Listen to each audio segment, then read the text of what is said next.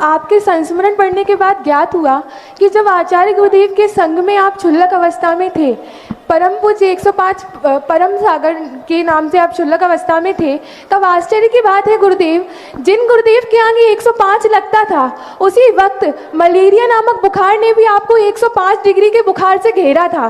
तब दर्शनार्थ आए आपके गृहस्थ जीवन के भाई ने, जब आपके दर्शन किए तो वो आश्चर्य में आकर देखा कि आपका शरीर दिन प्रतिदिन क्रस होता जा रहा है। तो वे आचार्य गुरुदेव के पास जाकर बोले कि गुरुदेव, परम क्षुल्लक परम सागर जी तो आपके समयसार की कक्षा से वंचित हो रहे हैं। उन्होंने मात्र 4 गाथाओं का अध्ययन किया है, तो वो किस प्रकार, और अपनी आहार को भी वो पूर्ण रूप से नहीं ले रहे हैं। तो आचार्य गुरुदेव ने उत्तर दिया था कि वे समयसार की कक्षा से वंचित नहीं हो रहे हैं, वे तो रोज ही नित्य प्रतिदिन प्रति क्षण समयसारी हो रहे हैं।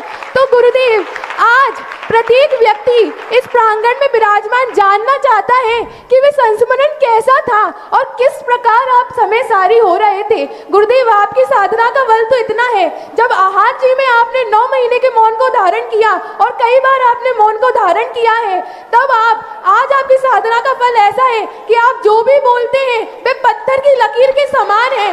तो गुरुदेव, किस प्रकार आप समयसारी हो रहे थे, वे संस्मरण सुनने के लिए सभी लालायित थे। कृपया संक्षेप में उस संस्मरण को सुनाइए। आचार्य जी ने जिससे कहा था उससे तुमने पूछ लिया? नहीं गुरुदेव, मेरे से तो कहा नहीं था। मुझे तो इतना भर मालूम है कि समय सार जब पूज्य श्री पढ़ा रहे थे, उसी समय मलेरिया ने घेर लिया था। पर कभी कभी क्या होता है, विद्यार्थी कोर्स में साल भर में पिछड़ जाता है, तो फिर मूल जो टीचर होता है वो दोबारा तो पढ़ा नहीं सकता इतना। तो हमारे बीमारी के बाद बस इतना जरूर हुआ था कि पढ़ा तो मैंने कुछ नहीं था, पूरा संघ ने समय सार को कंठस्थ किया था और कंठस्थ चल रहा था। तो बीना बारह में पूरा संघ समय सार को कंठस्थ आधा कर लिया था, कर रहे थे, पर हमने डबल स्पीड में करके सबके साथ पूरा समाचार कंठस्थ सुनाया और आचार्य श्री ने पूरा सुना था। सब लोग तो उसी समय कंठस्थ करते गए। जिस दिन पढ़ाते थे 2-2 4-4 गाथाएँ होती थी धीरे धीरे, तो सब लोग उसी दिन कंठस्थ कर लेते थे। और कुछ कंठस्थ नहीं हो पाया तो चतुर्मास के बाद सीधे आचार्य श्री बीना बारा पहुँचे। लगभग शायद 82 की घटना है। तो बीना बारा में सब लोग पूरा, सबको नियमित था, सबको समय सार कंठस्थ करना है। और पूज्य आचार्य महाराज भी कंठस्थ कर रहे थे। अब सब तो कोई 200 पे, कोई 300 पर, कोई 400 पर नंबर लगाए हुए था। अब हमें तो पहले ही से पढ़ना था,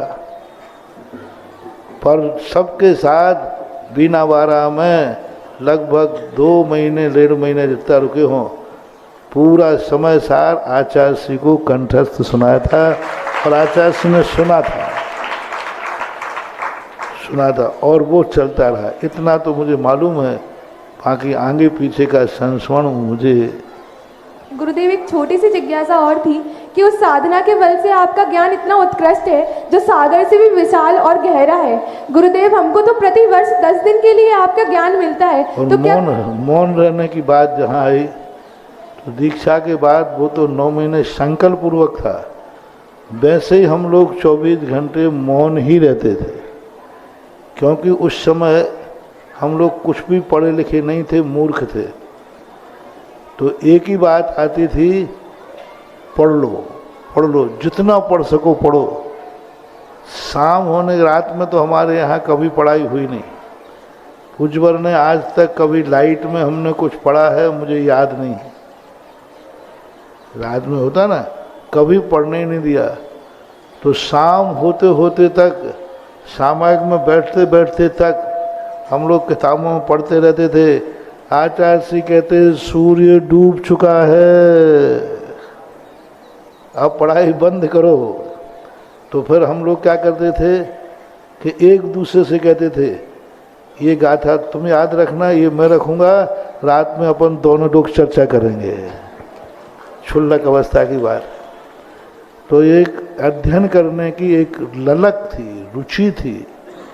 24 घंटे कोई को बोलने का सवाल ही नहीं। ज़्यादातर लोग उस समय हमारे उन लोगों की पीठ के दर्शन करते थे, मुंह का दर्शन तो करने ही नहीं देते थे, क्योंकि मुंह का दर्शन किया नहीं और तुम बैठे नहीं। तो ऐसा, तो उस समय की बातें हैं, सब ठीक है।